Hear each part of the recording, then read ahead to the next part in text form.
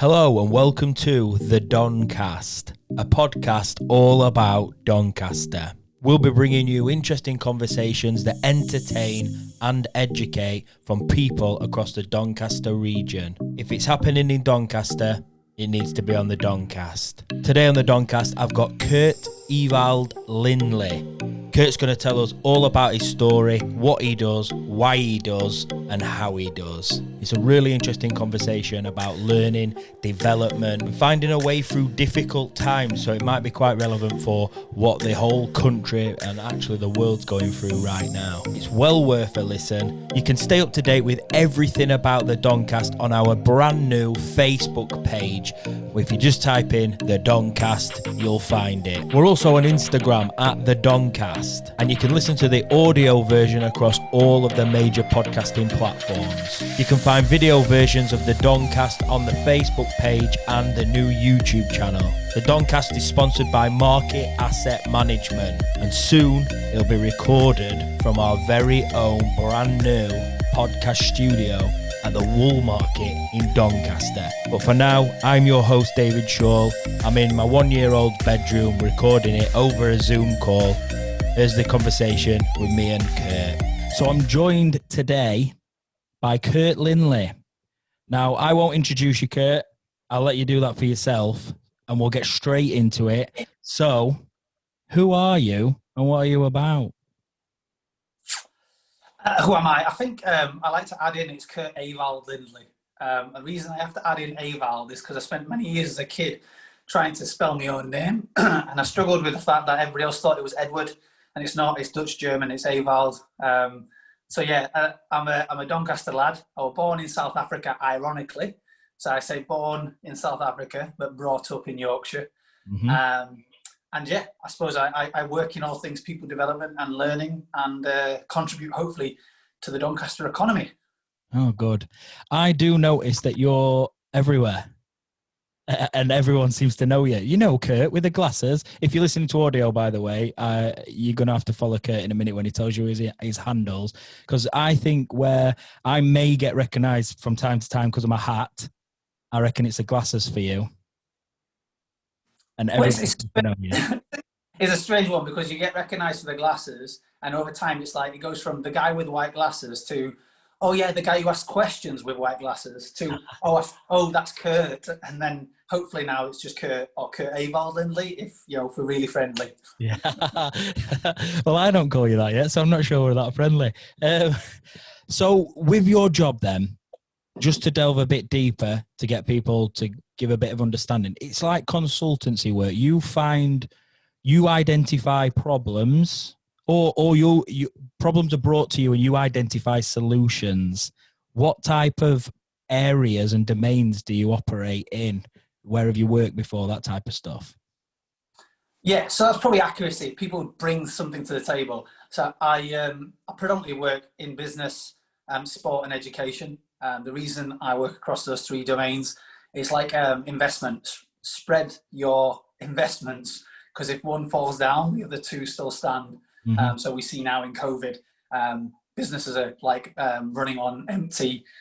Sport is only going back into its world, where schools are still open and things are happening there. So I've spread my bets. I've got opportunities there. But yeah, I work in all things kind of, I suppose, people development, learning and development. And it is that idea of what's going on for you? What's the challenge that you're facing?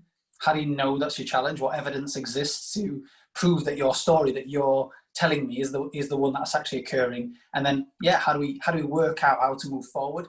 And some of that is it's what you might refer to as the minimum effective dose. Mm-hmm. Instead of like, let's try to fix all the problems and let's throw lots of things at this, it's trying to understand what's the one thing that we can identify that can have the greatest impact and possibly a knock-on effect on everything else. So we don't try and fix everything. We just try and work on the thing that's going to have the greatest impact with the smallest amount of investment of energy and time. Mm-hmm. I love it. Would you like to give us a little run through of something that I find very interesting that you've started and hopefully continue doing, is the round table of different types of people? Obviously, you don't have to go into who's at the round table, but the concept of the round table that you've been doing that we've spoke about because we're mates as well, offline. Yeah, tell us about that, because I find it really interesting. I think there might be people listening that might want to get involved in something like that. Yeah. So there's two parts to it. One is it's basically a closed group to start with in terms of let's say executives, directors, CEOs from the Doncaster area, but all working in different businesses. So there's no competitive edge. There's some familiarity in terms of knowing each other because they're from the same area, but they don't necessarily know how each other's business is running. And all we do is we cover topics of relevance to the group and challenge thinking and ask people to ask themselves questions, see where they can go in terms of vulnerability, but also about building kind of like a sense of confidence or a sense of collective kind of support. Mm-hmm. And the second part to that is, as we grow the numbers, is to actually open this up to become maybe 6 to 12 people actually round a table, dealing with provocations, which we can kind of film and share, where we can say, well, is this right or wrong? You know, if your moral purpose is telling you X, but you have to make this decision that goes against that, how are you going to deal with it, and see how the room responds to it and how people deal with that particular challenge. So we can start to really grow people's kind of, I suppose, ability to deal with difficult situations, because they will occur. So let's just do it before it happens. Let's get ready for it before it happens. I think it's a brilliant concept, because there's that old cliche in there that it's lonely at the top. And I'm not saying that everybody in there is like at the top of some dodgy hierarchy or whatever, but they're people that do have to make tough decisions on a regular basis. And that's when you're in a position where you have to make tough decisions on a regular basis, you haven't always got somebody just there to bounce ideas off and, like, you know, what would you do? Because generally the people that you're making tough decisions around are the people that are around you, and you can't always share all the information. So having somewhere to go, like a support network for people that have been in similar situations to yourself, I think it's an incredible idea. And honestly, it's one of them things. Why has no one been doing this before? Or if they have, how come no one knows about it? Well, the thing is, it's not new. It's something that is done, but it's generally done like in big cities with larger organisations. And my thing is, like, why aren't we doing it in Doncaster? And if we are doing it, I've not seen it. I've not heard of it. Maybe it's a secret underground group that I'm not aware of. Yeah, we haven't been invited yet, mate. Yeah, we haven't got the special kind of black ball opportunity. We haven't got those connections on LinkedIn yet. but yeah, like, it's, you know, I am an advocate of Doncaster, and if that means creating spaces for leaders in Doncaster to feel more confident and skilled in their roles by having a real relevant conversation space with other people working at the same level, where they know it's kind of a non-disclosure thing. The stuff we talk about in this room stays in this room, and it's not necessarily about what would you do in the situation. It might be, how would this situation make you feel? How would you respond to it? When you're at your highest point, what's that like? What's it like getting knocked off the highest point? You know, how do you take people along with you on that journey? So those questions being asked between people who start to really trust each other is far more powerful than reading any leadership book and trying to kind of understand a model or a process or an approach. Yeah. It's felt experiences. I think real leadership isn't learnt from a book. It's not from a textbook. It's through experiences, and it's through understanding, listening. It's almost like, I like something that I've heard once where they said they were like a CEO of a business, and they basically say, I work for my employees, not the other way around. So there's a lot of listening that goes on so that they can then lead in the best way. And I like things like that. I think it's almost like you're a fixer, you're an enabler. You seem to do a lot of selfless, I nearly said selfish, that's not what I meant. A lot of selfless act, like your job is all about, how can I boost people? How can I make people, experiences, workplaces a better place? Which leads me on to the next question. Why do you do what you do? Yeah, so we had a little chat about this before we've got into the conversation, and on reflection, there's probably two things worth sharing. One is I'm kind of like, I've been challenged in my own kind of experiences of life, and one of those is around actually a learning kind of thing. So I have dyslexia, and I found naturally life has provided me with a series of challenges, from reading out loud, reading in front of audiences, processing information, trying to respond to difficult situations without emotion because people are not understanding me. And it's taken me a while to get the maturity to understand sometimes I need to change the way I share things for other people to hear it. So sometimes we can have the best idea, the greatest thing that needs to be used or understood or utilized by other people, but they can't hear us. So we might have to step forward and go, okay, what can I do about making my message heard? And that's kind of one of the parts that why I do what I do. I don't want people to be in the same situation I was in, where I thought I had a really good thing to offer, but nobody could understand me. Yeah. And the other part is, why do I do it here? So I'm trying to do it more and more in Doncaster, because Doncaster is the town that my daughter will grow up in. Doncaster is the town that she will get her first job in. Doncaster is the town that she might find herself growing to be a student in as she's older, a leader if she chooses that, you know, a parent herself as she grows. Mm-hmm. So I'm taking this as it's my responsibility then as her parent to do what I can to make sure that Doncaster is the best place to be. Then she won't want to leave. She'll want to invest in it. And why am I in that situation? There's a bit of dark and light in this. The light is that I'm grateful for my situation and what I've got. The dark being, I lost my wife sort of 5 years ago, and it's just me and my daughter. I'm a solo parent, and I've got to make some really serious and strong decisions about how we spend time together. So I'm present for her, and that I can then generate the right income to pay the bills that need to be paid, but allow me to be the parent I need to be, and allow us to create a future that she can grow into, that she can really, really know that her father's been part of, rather than that I've been passive in. And that's kind of, I suppose, the what's behind why I do what I do. Yeah. I really like that. Obviously, you've gone through one of the things that it's up there in terms of the worst thing that could possibly happen to somebody. And you've come out like a shining light, almost like you've thought, right, it's up to just me now for your daughter. And it's like, so I'm really going to take the bull by the horns and do what I can. But in that, you've not gone, I'm going to try and change the world. You've gone, I'm going to try and change the environment around me.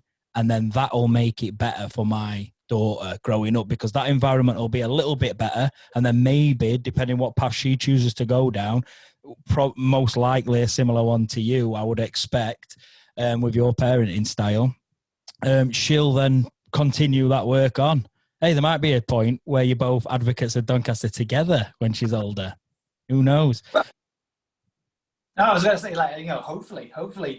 And even if she doesn't, I want to know that I did something for the community I was in. Like, I can't moan about the bins or the rubbish around here or the graffiti if I'm not part of the solution. Do you know what I mean? I've got to put something into that. And that's where I suppose I'm coming from, is I've decided I'm going to ground myself in Doncaster and I'm going to invest my energy here. Because I must admit, in those early days, there was that kind of walking the line going, well, you could do something quite drastic and actually not look after yourself and not do good things. Or you could do this like world challenge. Nobody would, you know, people wouldn't question if I got on a bike and decided to ride around the world and say, look at the money I'm raising for charity and look what I'm doing for a big national organisation. But that isn't about Doncaster. That isn't about the place I come home to. That isn't about where my daughter will grow up in. So it's really important for me to now focus on that. I think it's fantastic. There's some similarities, probably why we've spoke. Obviously, the podcast and the audience that we're reaching today probably don't know that, but we've had many conversations. And I really like when you do talk about there's no moaning unless you're coming up with a solution. Like it's no good saying, oh, this is rubbish, that's rubbish, and the other's rubbish. I mean, that's what people on Facebook tend to do now and again, let's all be honest.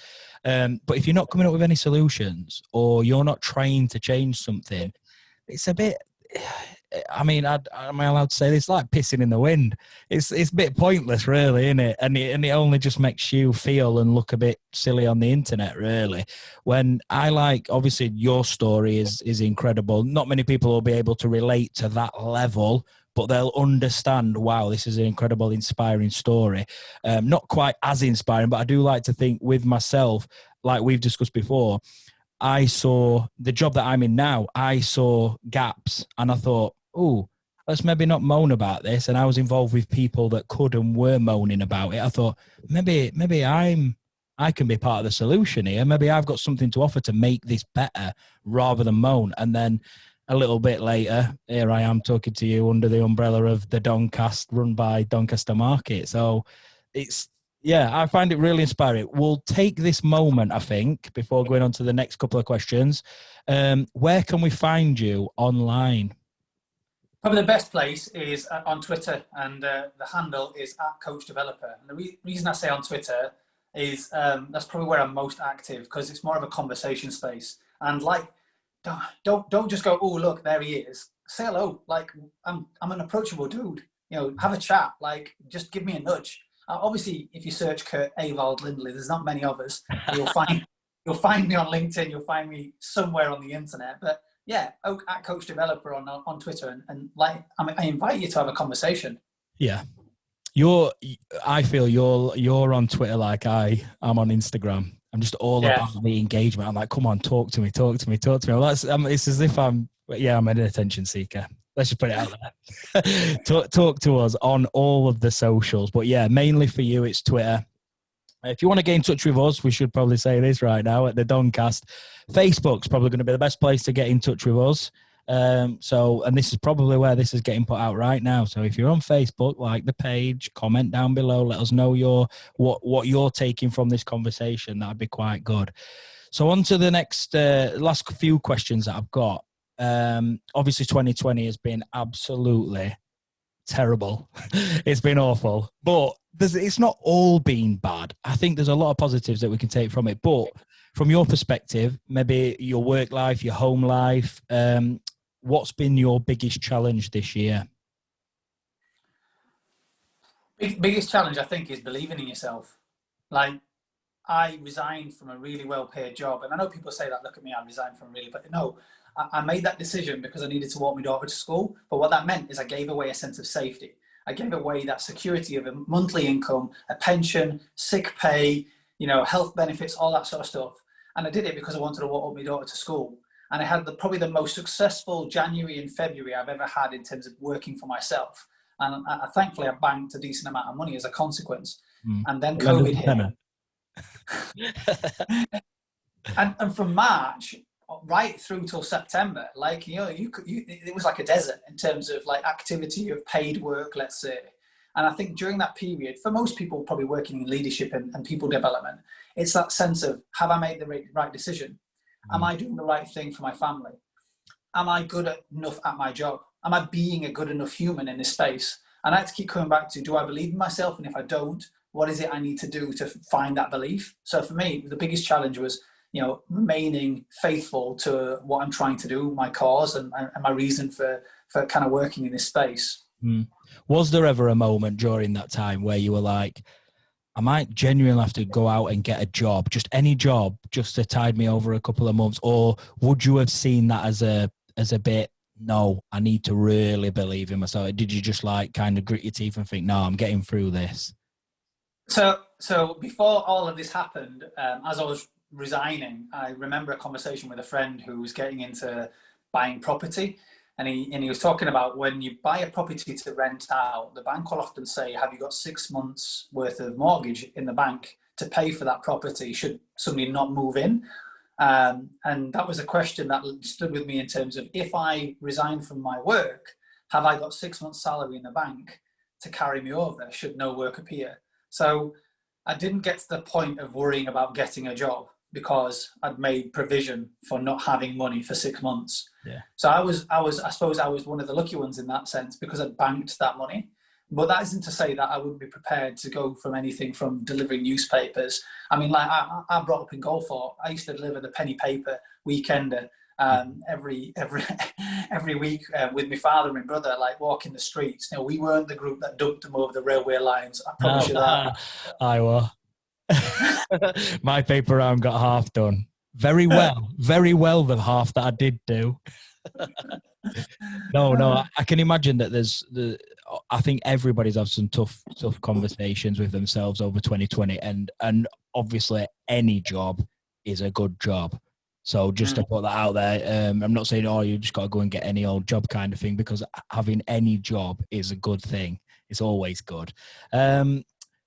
Do you have anything to plug while we've got you today having this conversation? So not necessarily anything that I'm doing that I want to plug. I think the thing I want to plug is buy Doncaster.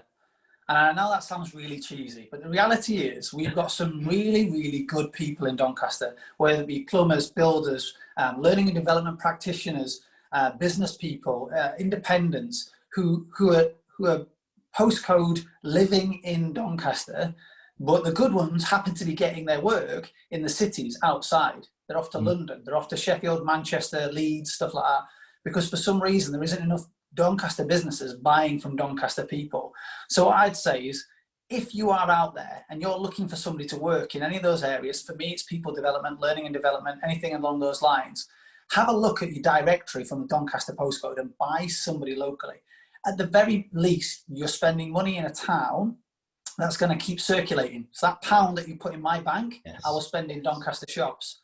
And the second part to that is, we've got a kind of a pandemic, not just in COVID, but we've got also like greenhouse issues and, you know, ecological challenges and all that sort of stuff.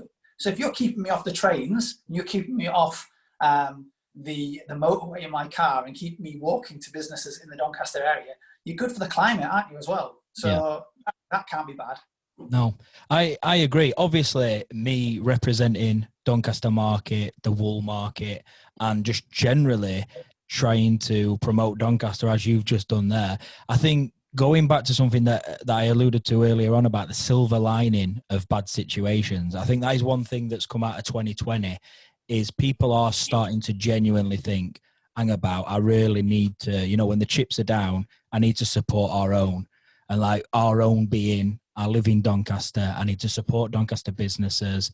I need to really, you know, I need to maybe less of the Asda, Tesco's and all the rest of it when I can go to my local butcher who actually lives in my village, you know, things like that. And I think we saw it first lockdown, March, we saw a huge influx of people to the market to support the market. The market stayed open. It's well documented. I hope it's not liable or anything like that, but the supermarkets basically panicked, didn't know what to do, or couldn't do the things that they should do, and ran out of loads of stuff. Luckily for us, our market businesses, the supply chains they've got were absolutely incredible. And a big shout out must go out to all of our food retailers in particular. I know the retail people had to close and all the rest of it, but the food retailers have stayed open through the entire year. And some of them have absolutely smashed it throughout this year. So that is a big silver lining. And that's also a big high five to the people of Doncaster, the community of Doncaster, because they did come out and support their own.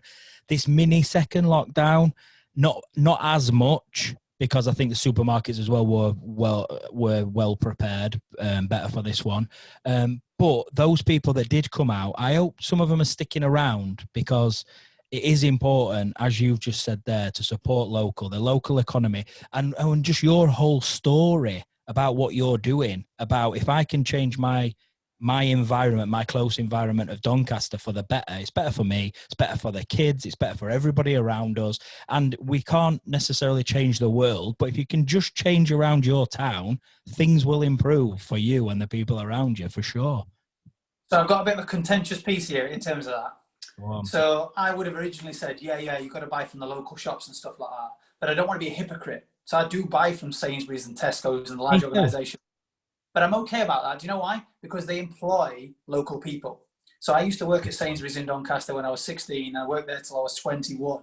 And that paid for me to go through university. So I'm not saying don't spend in the large chains. What I'm saying is, let's try and balance how we spend our money.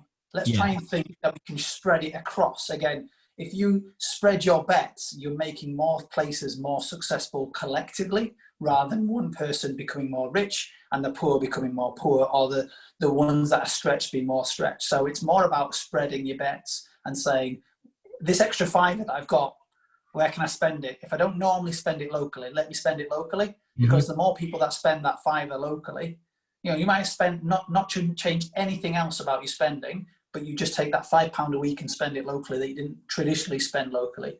And I'm talking like your local grocers and stuff like that. Yeah. That in itself can have a massive impact on the local economy. Of course. That's what Kurt's saying. I'm saying shop at the bloody market. But that's the value of quality kind of relationship that we don't always kind of like agree on. No, I do agree, but the market pays my wages. Hey, I'm taking my fight. I tell you what, the fruit and veg that you get on the market, and the fact that it's like just the old school sound of someone shouting out the price of goods, and you're trying to listen into the language. I mean, I remember as a kid, my dad taking me to the fishmongers and sitting there watching him eating like mussels and thinking, oh my God, what is that?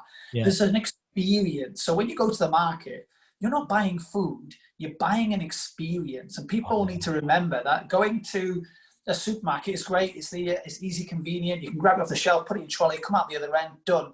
That's one experience. And that's sometimes what you need. Going to the market for us was like a day out. My dad used to work away. So when he'd come off the train at Doncaster, we'd meet him at the train station. The first place he'd go would be to Doncaster Market, fishmongers, and we'd sit there on little chairs they had in front of the fishmongers, and he'd sit there with his little toothpick, getting these money in, and I'd sit there and he'd try and get me to eat. And I'm like, no, I'm not having this. But I can still remember that vividly. And that's a wonderful, wonderful memory and experience. So we want these places to stay open, but it's about shared value, like shared investment. Yeah, 100% agree. The only thing supermarkets have in terms of getting close to the experience is probably Aldi. The way those checkout people throw stuff at you. I mean, that's an experience, but no, 100% correct. That's something that my job is, as well as being this podcast host and the rest of it, is showing people that the market is an experience. It's an experience of supporting local businesses. There's literally no downside to supporting your own. So that brings us to the last question. It's been a really good chat. I really like this because what obviously this podcast is going to be designed to do is to speak to loads of people like yourself, Kurt, across Doncaster. Lots of different interesting people with interesting stories and things to say. And I'm really happy that you've joined me for the first ever. When how this gets published, we don't yet know, but we're just going for it. We're diving straight in. We want to make this the #1 podcast in Doncaster and the only one to come to. But we're at the end of the last question. Yeah, we're at the end of the podcast, and here's the last question. What would you like for Christmas? Casio watch. A Casio watch? So you're listening, so you won't be able to see, but I'll show now to the screen a beautiful pink Casio watch. Now these things cost between 10 and 15 quid. And I just love the idea of having like as many of these in different colours as possible. Yeah. I don't know, there's just something about it, like it's affordable and it's accessible and it's like part of your outfit. So yeah, I'm looking forward. I know my mum's bought me one, so I'm dead happy about that. How do you know? Have you been rummaging in cupboards? I found it. Because somebody else said, I think I'm going to get you one of these, but I better check with your mum. And my mum, and she's gone, I can't get you that because your mum's already. So I don't know what colour it is, but I know one's coming. So it's still exciting. Because you got to see what colour it is, so that's still exciting. Well, listen, Kurt, thank you very, very much. I do genuinely appreciate this. I think you're such an interesting person, not just because we're friends away from this.